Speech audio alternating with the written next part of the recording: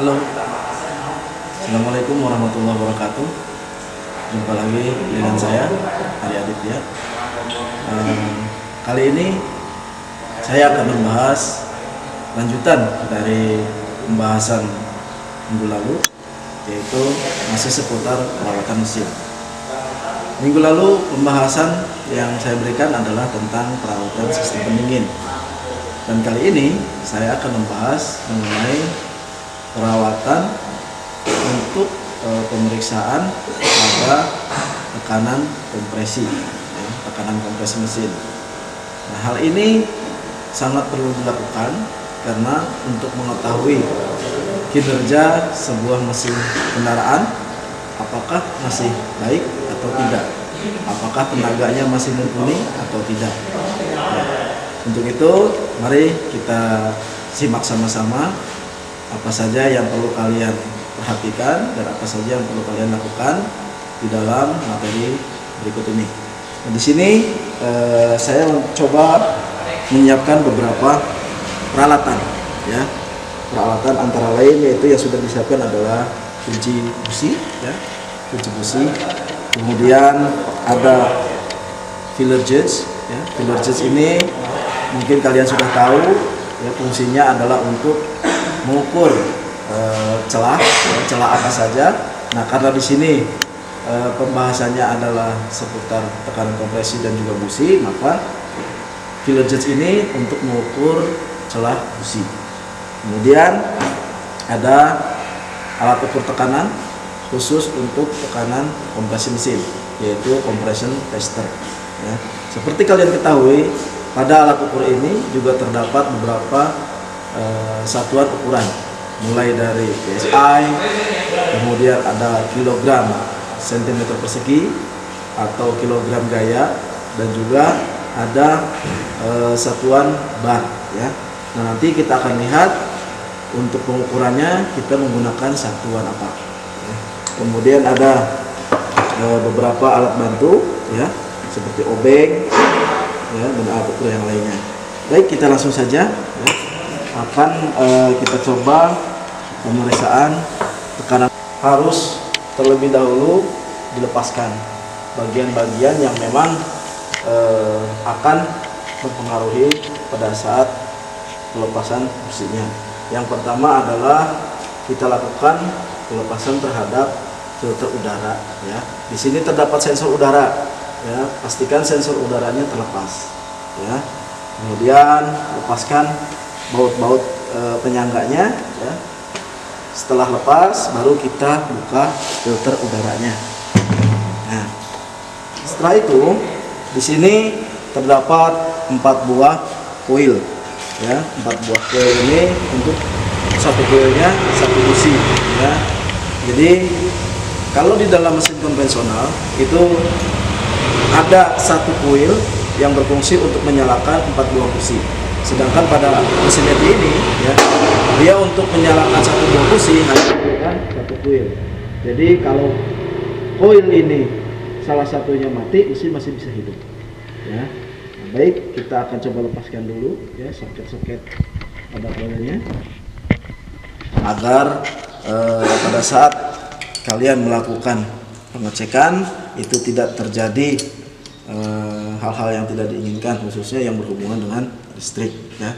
Nah, pastikan koil ini tersusun dengan baik, ya. Kita tidak boleh membuka dengan sembarang, tetapi kita harus sesuai dengan urutan, ya. Agar apa? Agar pada saat memasang lagi kita tidak keliru, ya. Kita simpan seperti ini.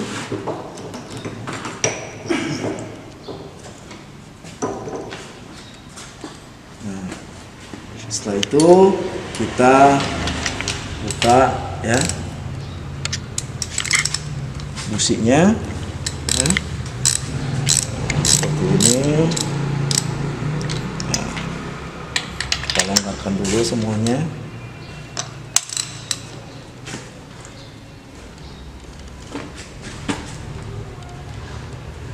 Oke, ini cukup keras.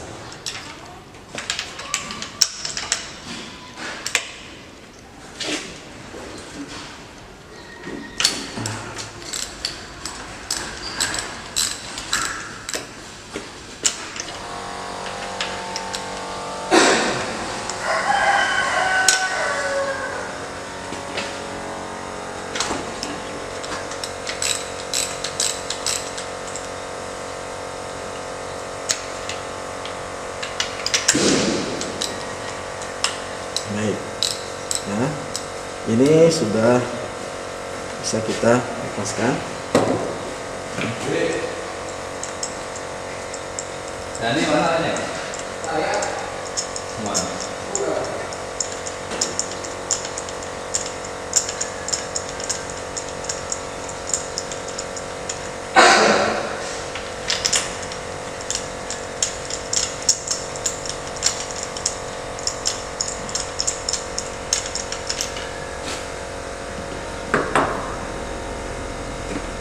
Ya, apabila businya susah dikeluarkan, ya, kita gunakan alat bantu dengan coil ini sendiri, ya, seperti ini. Yang sisanya bagaimana? Sisanya sementara jangan dulu dilepaskan. Ya.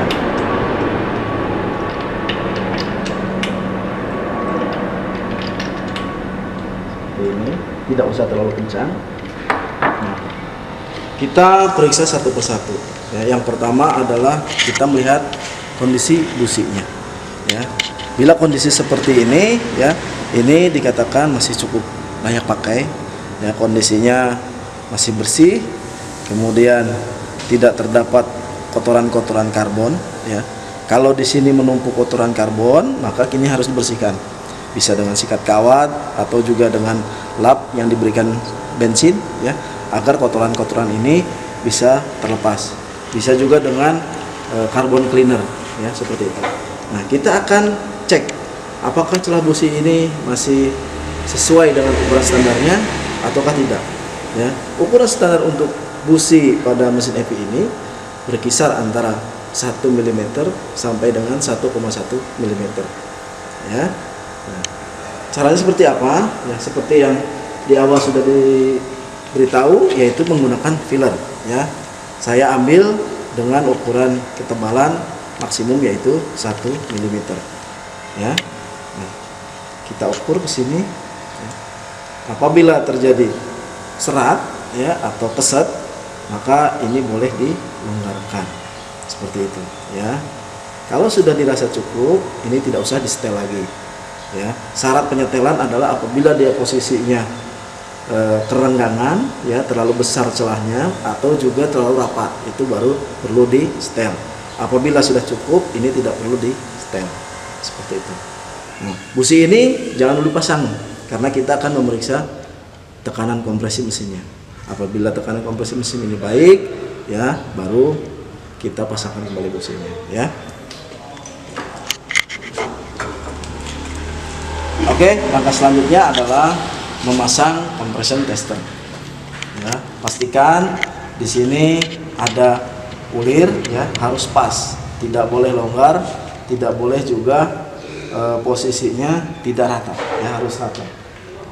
Dan biasakan jangan langsung dipaksakan, ya, gunakan dengan tangan kita.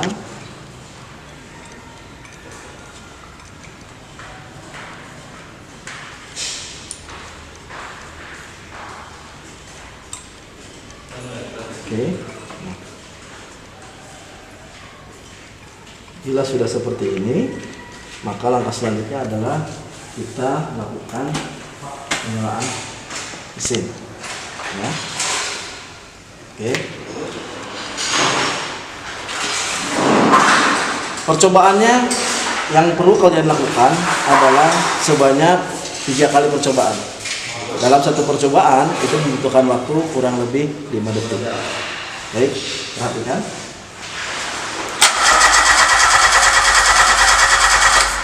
Ya, ini adalah percobaan pertama. Ya, kita ulangi lagi.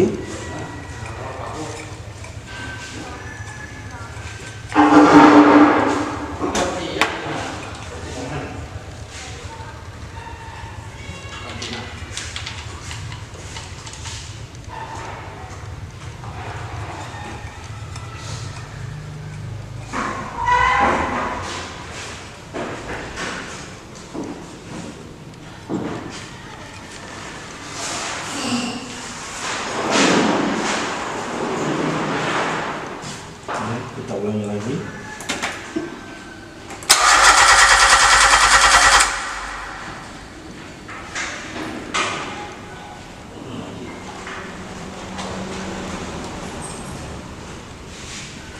2, 3,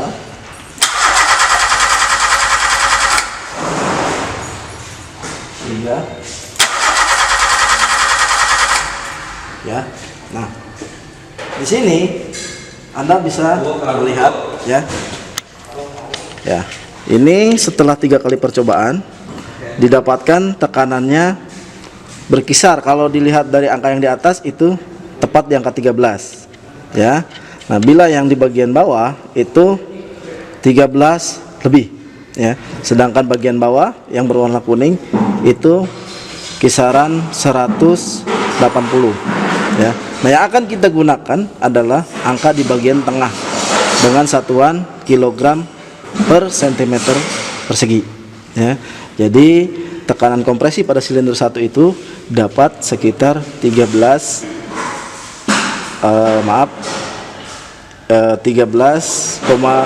kg ya. Nah, ini tekanan normalnya yaitu berkisar antara 11 kg sampai dengan 14 kg. Artinya tekanan pada silinder 1 ini masih normal ya. Nah, jadi kalian yang harus perhatikan adalah untuk satuannya pada angka yang bagian tengah ya.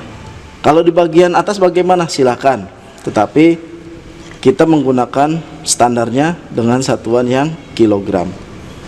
Baik, kita lanjutkan untuk tahap kedua atau silinder kedua. Ini pemeriksaan silinder pertama sudah paham ya. Kita lanjutkan silinder kedua. Kita buang dulu anginnya ya. Kemudian kita lakukan agar apinya tidak selap. Nanti kita lepaskan ya.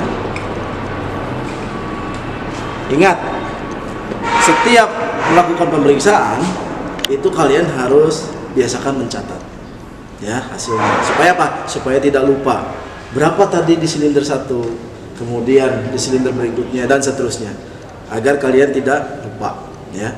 Karena kalau lupa, khawatir nanti akan mengulang lagi, waktunya banyak terbuang ya. Baik, kita lanjutkan ke silinder kedua. Nah, busi yang tadi kita anggap sudah masih bagus ya, kita pasangkan kembali ya.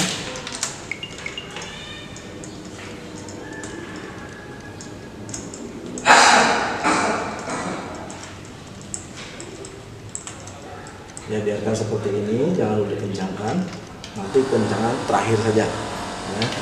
Lanjutkan ke silinder 2.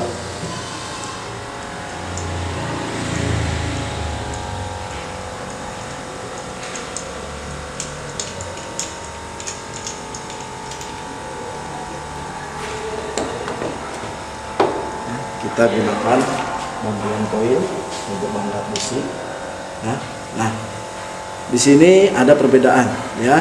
Kalau tadi masih bagus ya, di sini sudah ada kotoran dari oli dan bahan bakar ya. Nah, ini harus dibersihkan kawan ya.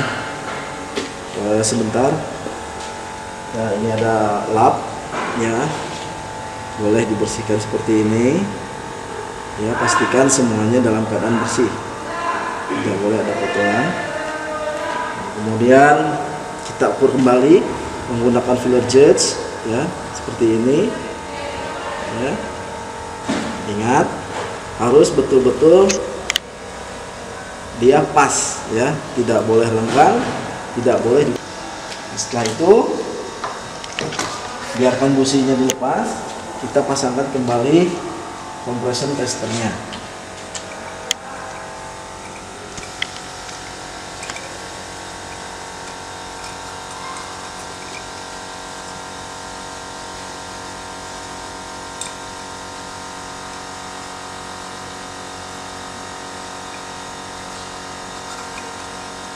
Oke, baik ya. Percobaannya sama seperti tadi, sebanyak 3 kali dengan durasi percobaan adalah 5 detik ya. Kita lanjutkan yang kedua, yang ketiga. Baik. Nah, di sini ternyata hasilnya tidak jauh berbeda dengan silinder pertama ya. Artinya di kisaran angka 13 kg per cm persegi. Artinya ini masih dalam keadaan normal atau baik, ya. Oke, biasa cukup. Kita buang.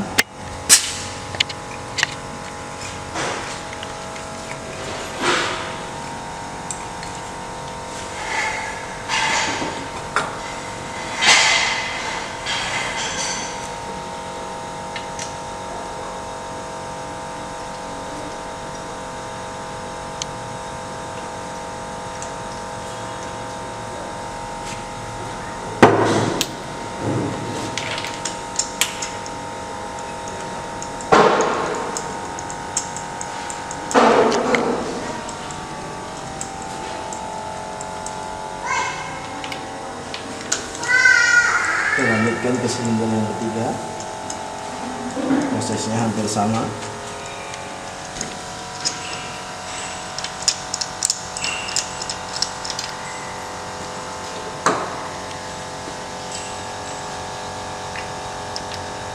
Oke, ya, bisa dilihat lagi ada perbedaan. Kita bersihkan kembali.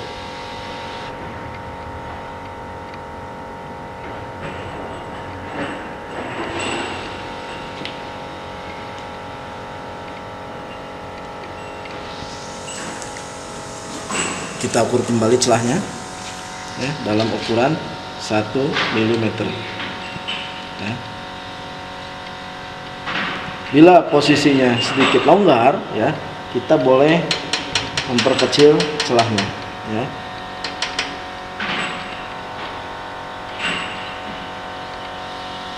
Oke, cukup. Kembali kita pasangkan alat pengukur tekanan kompresinya.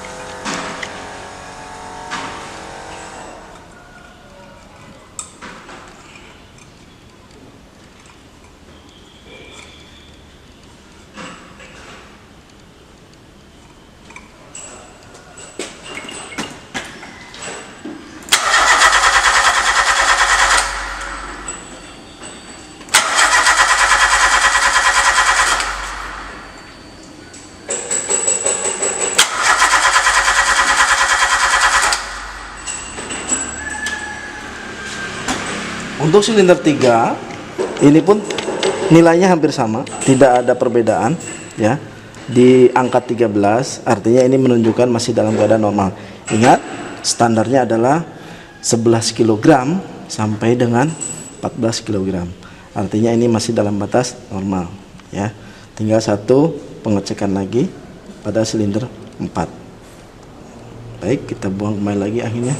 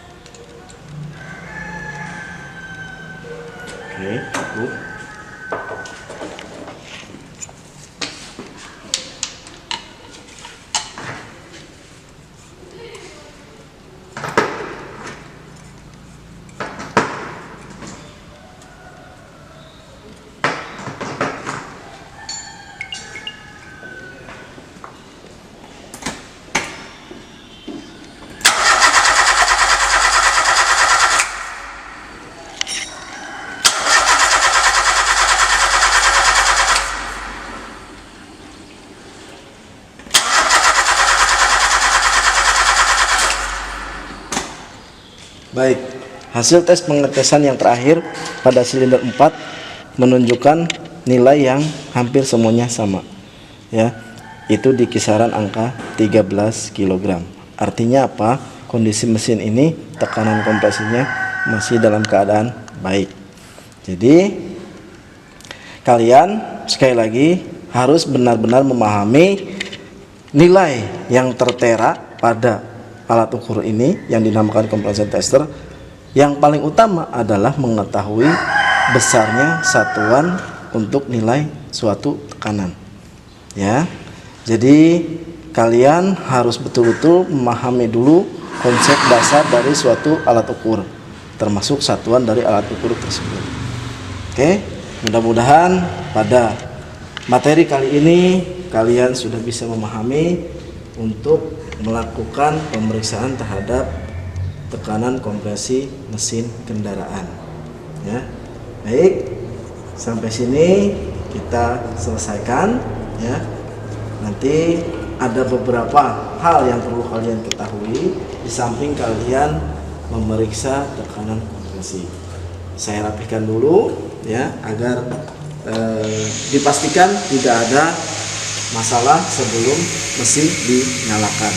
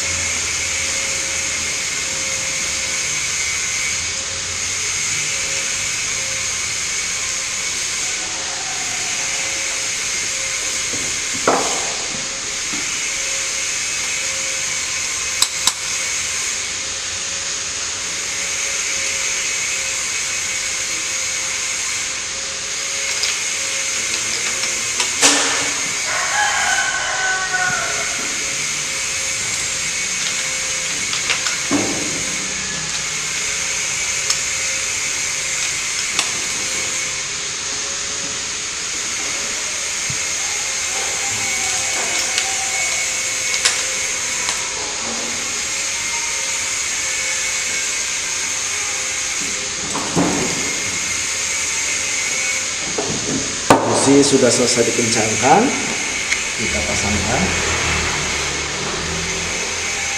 kembali koil-koil sesuai urutannya.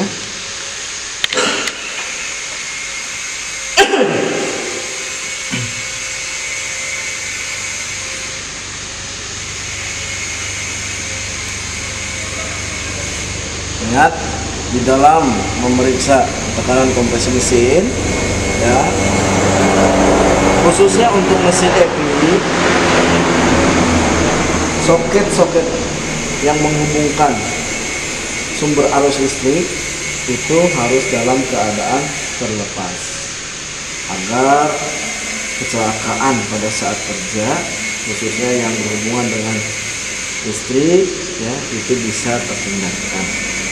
Nah, yang terakhir setelah semuanya sudah selesai, kita pasangkan kembali kendaraannya.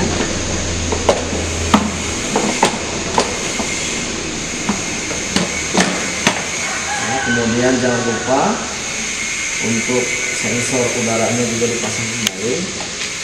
Ya, pekerjaan pemeriksaan terhadap tekanan kompresi mesin telah selesai. Untuk itu ada beberapa pertanyaan yang harus kalian selesaikan, kemudian kalian jawab dan nanti kalian kumpulkan sebagai bentuk tugas. Ya. Yang pertama yang harus kalian cari adalah mengenai mengapa tekanan kompresi mesin ini perlu diperiksa. Yang kedua, apa dampaknya jika tekanan kompresi suatu mesin itu di bawah tekanan normal atau tekanan standar. Dan yang ketiga, bila hal itu terjadi, apa yang harus kalian lakukan atau kalian perbaiki agar kondisi mesin bisa betul-betul dalam keadaan baik. Silakan kalian cari boleh di internet atau di buku-buku referensi otomotif yang lain, ya boleh di buku-buku pabrikan, ya seperti pabrikan Toyota, Suzuki atau yang lain-lain, silakan. Ya. Oke, itu saja yang bisa saya sampaikan. Kurang lebihnya mohon maaf dan assalamualaikum warahmatullahi wabarakatuh.